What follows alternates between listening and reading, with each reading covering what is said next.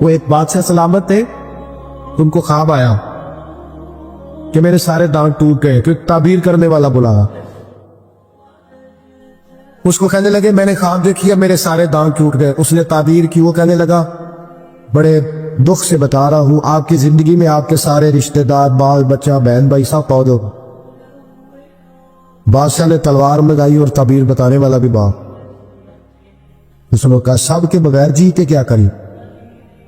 اس نے ایک اور بلایا تعبیر والے، اسے کہا تعبیر بتاؤ، خواب میں میرے سارے دانت ٹوٹ گئے ہیں۔ تو کہنے لگا بادشاہ سلامت، مبارک ہو، اللہ تعالیٰ آپ کو اپنے خاندان میں سب سے لمبی عمر عطا فرمایا۔ یہ جو ہمارا خیال ہوتا ہے نا کہ سارے لوگ ہمیں اچھا کہے، یہ خیال سرے سے درست ہے ہی نہیں۔ ساری دنیا مسلمان ہو گئی، اللہ کو ماننے لگی ہے، حضور کا کلمہ پڑھنے لگی ہے، تو آپ کو سارے اچھا کیسے کہہ دیں گے؟ جب رب رسول کے بارے میں ابھی سارے لوگ کلمہ نہیں پڑھتے، مطیع اور فرما بردار، تو آپ کا یہ دعویٰ کیسے ہے؟ آپ یہ کیسے محسوس کرتے ہیں؟ حضرت جنید بغدادی رحمت اللہ علیہ ایک شخص کا جنازہ پڑھ کے فارغ ہوئے تو لوگوں نے کہا حضور بڑا ہی اچھا آدمی تھا، ہر بندہ اس کی تعریف کرتا ہے۔ آپ فرمانے لگے غلطی ہو گئی، اس کا جنازہ نہیں پڑھنا چاہیے تھا، یہ تو ذو منع بندہ تھا، ذو وجہین تھا، دو منہوں والا تھا، جس کے پاس جاتا تھا اسی کا ہو جاتا تھا۔ اس نے تو سب کو راضی رکھنے کی پالیسی اختیار کی ہوئی تھی، لہذا یہ درست نہیں تھا۔ اگر یہ بندہ سچا ہوتا، حق بات کہتا، تو لوگ اس کے مخالف بھی ہوتے، اگر یہ صحیح رستے پر ہوتا تو لوگ اسے برا کہنے والے بھی ہوتے۔ تو چونکہ یہ درست نہیں تھا، باتیں چھپاتا تھا، غلطیاں کرتا تھا، جدھر جاتا تھا اسی کا ہو جاتا تھا، لہذا کوئی اسے برا نہیں کہتا، تو اس کا مطلب یہ ہے کہ یہ حق بات نہیں کہتا تھا۔ حضرت جنید بغدادی خود ایک دن گزر رہے تھے گلی سے، مرید شاگرد عقیدت مند ساتھ تھے، تو ایک شخص نے آپ سے کہا معاذ اللہ ثم معاذ اللہ، کہنے لگا او زندیق، یعنی اے بے دین، او زندیق۔ جب اس نے یہ لفظ کہے نا تو آپ کے شاگردوں کو بڑا برا لگا، غصہ آیا۔ حضرت جنید بغدادی رحمت اللہ علیہ نے پلٹ کے اس شخص کی طرف دیکھا تو آپ ہنسے، فرمانے لگے یار سارے بغداد کو میرا ایک ہی نام یاد تھا کہ میں دیندار ہوں، تو نے اچھا کیا ایک اور نام بھی یاد کرا دیا ہے۔ چلو ایک اور نام بھی لوگوں کو یاد ہو گیا، پہلے سارے بغداد کو میرا بولیے ایک ہی نام پتا تھا کہ جنید بڑا اچھا کیا تو نے۔ حضرت مولانا ظفر الدین صاحب بہاری ملک العلماء، انہوں نے بخاری کی شرح لکھی ہے، اعلیٰ حضرت رحمت اللہ علیہ کی خلیفہ تھے مولانا ظفر الدین بہاری رحمت اللہ تعالی علیہ۔ آپ فرماتے ہیں کہ اعلیٰ حضرت کو نا بے شمار خط آتے تھے، اب تو ٹیلی فون کا رواج ہے، تو اس زمانے میں خطوط تھی، ویسے خط بھی بڑا شاندار ہوتا تھا، بندہ سوچ سمجھ کے تو لکھ لیتا تھا نا، تو بڑے خط آتے تھے اعلیٰ حضرت کو، خطوط پر ہی آپ جواب دیا کرتے تھے۔ خط آتے، کسی نے کسی لقب سے پکارا ہے، کسی نے کسی نام سے پکارا ہے، کسی نے ایک خط آیا تو اس میں بڑے غلط لفظ لکھے تھے، بڑے غلط جملے، معاذ اللہ ثم معاذ اللہ، ملامتی لوگ جو ملامت کرنے والے ہوتے، انہیں بڑی تکلیف پہنچائی تھی۔ تو اعلیٰ حضرت فاضل بریلوی رحمت اللہ تعالیٰ علیہ کے خلیفہ مولانا ظفر الدین صاحب بہاری رحمت اللہ علیہ نے مخاطب جب پڑھا تو بڑا غصہ آیا، بڑا جلا۔ اعلیٰ حضرت رحمت اللہ علیہ فرمانے لگے کیا ہوا؟ عرض کی اور اس نے بڑے برے لفظ لکھے ہیں، میں اس پر مقدمہ کروں گا، کیس کروں گا، عدالت جاؤں گا۔ تو اعلیٰ حضرت فرمانے لگے وہ پہلے جس نے پیارے لفظ لکھے ہیں پہلے اس کے لیے انعام کا اعلان کرنا، پہلے کوئی جائیداد دے، کوئی تحفہ دے، پھر اس پر مقدمہ بھی کر لینا۔ فرمایا اگر اتنے لوگ اچھا کہہ رہے ہیں تو دو چار ایسے ہیں بھی، تو میں یہ کہا کرتا ہوں چلو نظر نہیں لگتی، کیا ہوتا ہے بولیے، اللہ کرے آپ کو سمجھ آئے، چلو نظر نہیں لگتی، کو دو چار ہوں بھی تو نظر ہے، کوئی حرج نہیں، نظر نہیں لگتی۔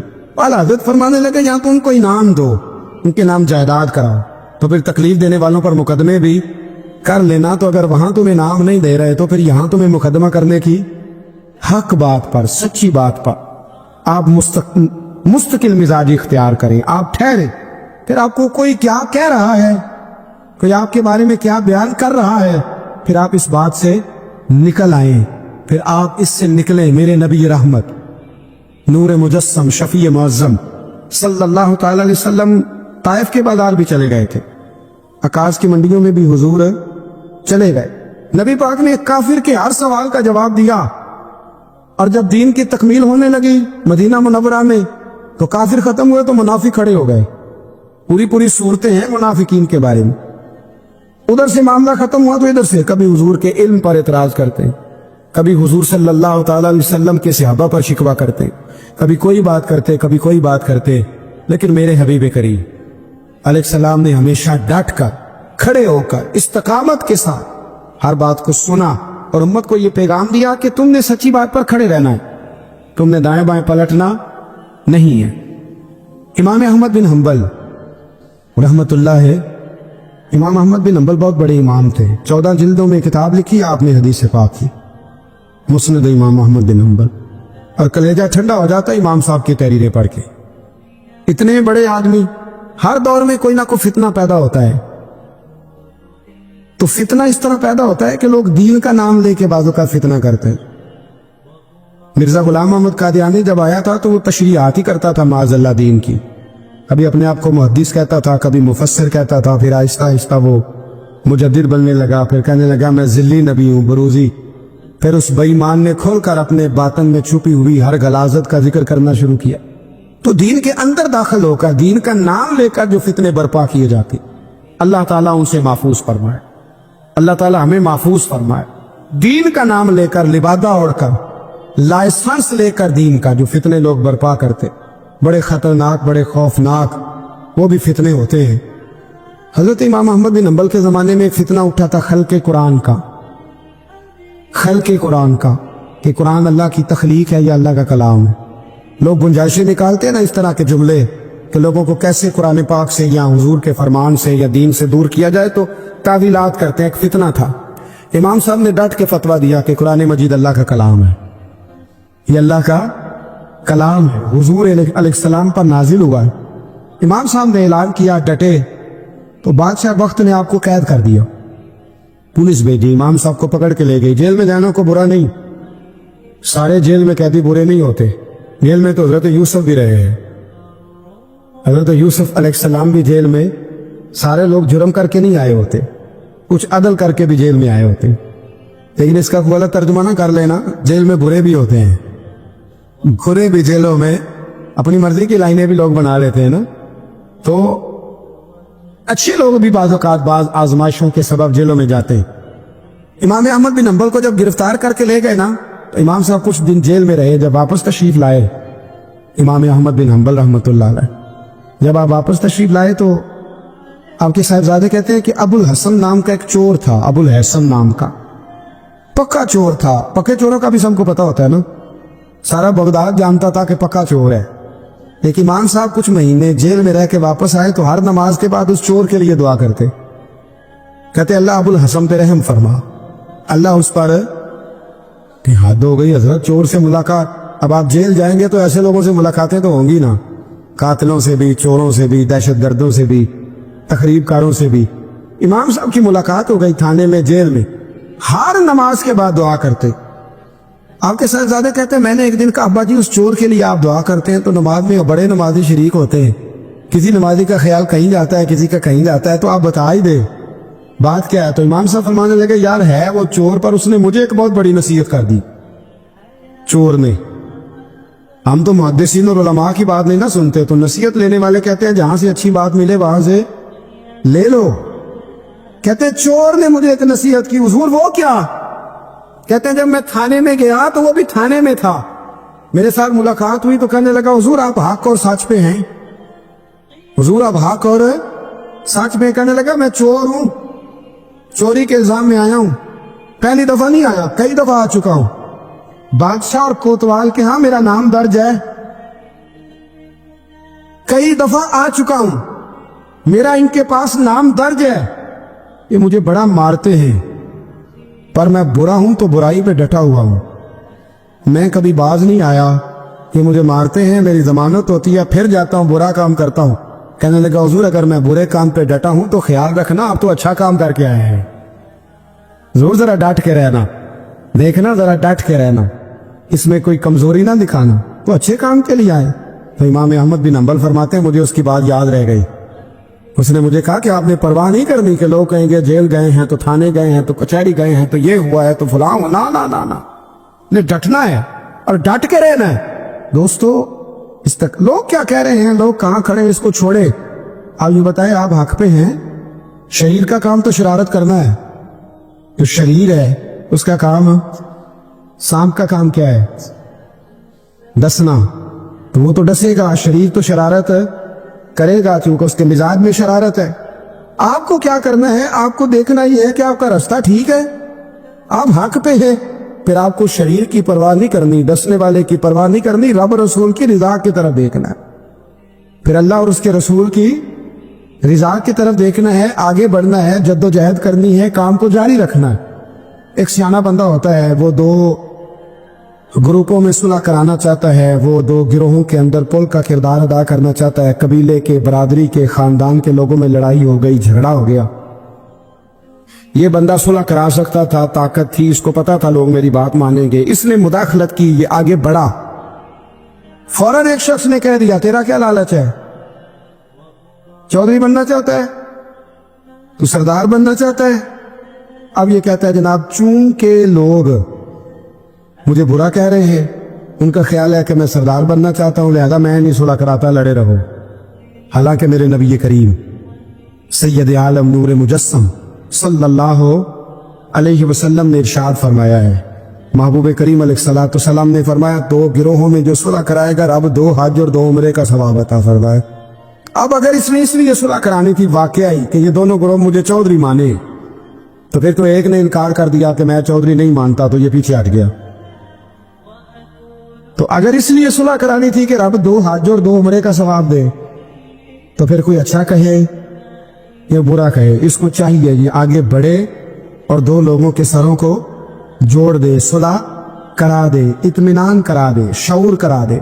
हमारे यहाँ ये होता है कि हम जब ये देखते हैं ना कि लोग क्या कह रहे हैं, लोगों का क्या मतमा नजर है, तो हम बहुत सारी कमजोरियों का शिकार होते हैं, बहुत सारी कोताहियां कर जाते हैं, बहुत सारी गलत फहमियां और गलत फैसले हमसे सरजद होते हैं। ये कभी नहीं सोचना कि लोगों की यहां राय क्या है, अच्छा कह रहे हैं, बुरा कह रहे हैं। आपने ये देखना है कि आप कर क्या रहे हैं। बनी इसराइल में एक शख्स था, इमाम गजाली रहमतुल्लाह अलैह फरमाते हैं, उसका दिल चाहा कि पता तो करूं जन्नत में मेरा पड़ोसी कौन होगा। उसको ख्वाब में बताया गया कि फलां बिन फलां तेरा जन्नत में पड़ोसी। अब ये बड़ा आबिद था, जाहिद था, इबादत गुजार था, परहेजगार, बड़ा नेक था, बड़ा परहेजगार। ये सफर करके उसके पास गया, उसको जाके कहने लगा, मैं तेरा मेहमान ना बन जाऊं, 2-3 दिन का बन जाऊं। कहते मैं 3 दिन उसके साथ रहा, मैं उससे ज्यादा नवाफिल पढ़ता था, ज्यादा सदका तो खैरात करता था, ज्यादा इबादत करता था, वो तो मेरे मुकाबले में कुछ भी नहीं। 3 दिन के बाद मैं आने लगा तो मैंने उसको कहा, यार मैं एक मकसद के लिए आया था तेरे पास। उसने कहा बताइए। मैंने कहा कि मेरा आने का मकसद ये था कि मैं देखूं तू कौन सी ऐसी इबादत करता है कि जन्नत में तू मेरा पड़ोसी बनेगा। लेकिन तेरी इबादत रियाजत में तकब्बुर नहीं करता, लेकिन मैंने कोई खास चीज देखी नहीं, कोई खास बात है तो मुझे बता दे। तो बंदा कहने लगा कोई खास बात नहीं, हाँ एक छोटी सी आदत है मेरे अंदर, छोटी सी आदत। बड़े लोग कभी भी अपनी बातों को बड़ा नहीं समझते। का एक छोटी सी आदत है। का वो कौन सी? तो वो कहने लगा अगर शदीद गर्मी हो ना तो मैंने अपने रब से कभी सर्दी नहीं मांगी, और कभी बर्फ जमी हो ना गलियों में तो मैंने अपने रब से कभी गर्मी नहीं मांगी। मैं समझता हूं मेरा रब मुझे देता ही वो है जो मेरे हक में बड़ा बेहतर होता है। ये एक मेरी छोटी सी आदत है कि कड़ाके की धूप में मैंने कभी मालिक से साये का सवाल नहीं किया, और अगर तेज बारिश हो रही हो तो मैंने कभी ये नहीं कहा कि बारिश नहीं होनी चाहिए थी, क्या बनेगा फलां चीज का। मैं समझता हूं जो बेहतर था अल्लाह ने वही दे दिया है, तो मैं मुतमईन रहता हूं। तो वाबिद वो नेक आदमी वो अल्लाह के वली कहने लगे इसे छोटी सी आदत ना बता, तेरी ये वो आदत है जिसकी वजह से रब तुझसे राजी हो गया है, अल्लाह तुझसे राजी है तेरी इस आदत के बिना पर। जब हमारे मिजाज में ये चीजें आ जाएंगी ना कि जो मेरे हक में बेहतर था मालिक ने मुझे वो दे दिया है, फिर हम हर जगह बैठने की तमन्ना नहीं करेंगे, फिर सामने वाले से हम हसद नहीं करेंगे, फिर हम ये नहीं चाहेंगे कि अल्लाह करे वो मर जाए और उसकी हर चीज मुझे मिल जाए। फिर हमारा मिजाज भी हमारी तबीयत ये नहीं रहे अल्लाह की रजा पे राजी रहे, मालिक के फैसलों में अपने दिल में कोई बोझ महसूस ना करे, अपनी जिंदगी अल्लाह के फैसलों। देखे ना जो माँ बाप अल्लाह ने बड़े अच्छे समझे वो हमारे लिए पसंद किए, वो अल्लाह ने हमारे लिए जो उसने हमारे हक में बढ़े, जो बहन भाई, अल्लाह करे आपको समझ आए, जो बहन भाई उसने हमारे हक में बड़े अच्छे समझे, वही बहन भाई उसने हमें अता किए। जिस बीवी को उसने हमारे घर के गुलशन में बेहतर समझा, उसको लाके उसने हमारे आंगन में बिठाया। और जो औलाद उसने हमारे लिए बाइस इफ्तिखार समझी, वो औलाद उसने हमें अता फरमाई। हजरत नूह अलैहिस्सलाम का बेटा काफिर हो गया, पर किसी जगह उन्होंने शिकवा नहीं किया कि मालिक ये काफिर क्यों हुआ। अल्लाह के कब्जे में है ना दिल, फेर सकता है ना, मुकल्लिबुल कुलूब है। लेकिन हजरत नूह ने दुआ अल्लाह की रजा पर राजी रहे, अपना मिजाज बदले, ताकि मुआशरे में ये जो घुटन है, ये जो टेंशन है, ये जो झगड़ा है, ये जो छीना छानी है, ये जो एक दूसरे पर लोगों की नजरें तिरछी है, ये खत्म हो। समझो कि मेरे हक में जो बेहतर था मालिक ने वो चीज मुझे अता कर दी। मैं अक्सर कहता हूँ अपने दोस्तों को, मैं कहता हूँ मुझे ऐसे लगता है जो सबसे अच्छे माँ बाप थे वो अल्लाह ने मुझे अता फरमाया, और जो सबसे बेहतरीन असातिज़ा थे ना, उनका दरवाजा अल्लाह ने मुझे अता फरमाया। और जो जिस शेख, जिस पीर को अल्लाह ने सबसे ज्यादा शान अता फरमाई, उसका दरवाजा अल्लाह ने मुझे दिखाया। और उसके बाद इतने ताबेदार शागिर्द मैंने किसी के नहीं देखे जितने मुझे मिले, और इतने वफादार पीर भाई और मुरीद मैंने किसी के नहीं देखे जितने मुझे मिले। मैं इस बात पर, और मैं बात इसलिए नहीं कर रहा, मैं आपको दिल की गहराई से बात बता रहा हूं कि ये उन्वाने जिंदगी है, ये रूह जिंदगी है। मैं कभी कभी बड़े नाज के साथ सजदा शुक्र अदा करता हूं कि एक बहुत बड़ा खुशनसीब शख्स हो। अब ये बात सिर्फ सोचने की है, 100 लोगों में से अगर उन 2 पे ही बंदा गौर करे जो नाफरमान है, तो फिर जिंदगी आगे चल सकती। तो 98 पर गौर क्यों नहीं करता? तो 98 पर गौर क्यों नहीं करता? अगर किसी शख्स के साथ तेरे 20 साल गुजरे और तू सिर्फ उसे एक दिन को याद रखे जिस दिन में उसने तकलीफ दी थी, तो फिर ये तेरी जाती है। तो बाकी उन दिनों को क्यों नहीं याद रखता जिन दिनों में उसके तेरे साथ मोहब्बत वाला मामला फरमाया, खिदमत वाला, राजी बिल रिजा का मिजाज बनाए। ये मुसलमान के ईमान का हुस्न है, ये मुसलमान के किरदार का कमाल है, ये मुसलमान की सोच का बुलंद मेयार है, ये मुसलमान का आला मकाम है। हजरत अब्दुल्ला इब्ने उमर का बेटा बीमार हो गया, बड़े प्यारे होते हैं ना बेटे, आप बड़े परेशान थे, शदीद परेशान। सहाबा कहते हैं हमने आपको बड़ी तकलीफ में देखा, कभी इस हकीम के पास, कभी उस हकीम के पास, कभी इस जगह, कभी उस जगह। कुछ दिनों के बाद बेटा इंतकाल कर गया,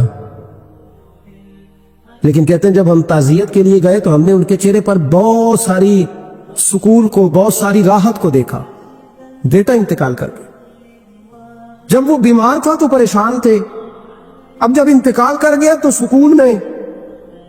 तो कहते हमने उनसे सवाल किया कि हुजूर उस वक्त आप परेशान थे, इंतकाल के बाद तो लोग ज्यादा परेशान होते हैं, अब आप सुकून में हैं। तो आप फरमाने लगे जब तक मेरी ड्यूटी थी मैं परेशान था, खिदमत कर रहा था, नौकरी कर रहा था। अब मैं उसे उसके पास छोड़ आया हूं जो मुझसे बहुत ज्यादा उसका ख्याल रखने वाला है, जो मुझसे कई हजार गुना बढ़ के उस पर तवज्जो करने वाला। अब मुझे परेशानी, अब मेरा करीब मुझसे कहीं बढ़कर उसका ख्याल रखेगा, उसे सुकून देगा, उसे राहत देगा, और मैं अपने रब के फैसले पर बड़ा राजी हूं। उसने जो बेहतर समझा उसने मेरे हक में वो फैसला। हजरत इब्ने वकास रदी अल्लाह ताला अन्हु बड़े मुस्तजाबुद दावात बुजुर्ग थे, मुस्तजाबुद दावात। हजरत अब्दुल्ला बिन साहिब रदी अल्लाह ताला अन्हु फरमाते मैं हज करने गया तो मैं तवाफ़े विदा करने गया। हज का आखिरी रुकन होता है, पहुंचाता है ना फाकी हाजी, तो तवाफ़े विदा करता। कहते जब मैं तवाफ़े विदा करने गया तो तवाफ़े विदा के मौके पर मैंने देखा कि जितना रश हजर अस्वद के पास है उतना ही हजरत इब्ने वकास के पास भी है। शायद समझ नहीं आई आपको मेरी बात। हजर अस्वद के पास बहुत बड़ा रश होता है, हर आदमी की ख्वाहिश होती है बोसा लेने की। तो जितने लोग वहां खड़े थे उतने ही लोग हजरत सैयदना इब्ने वकास रज़ी अल्लाह ताला अन्हु के पास भी खड़े थे।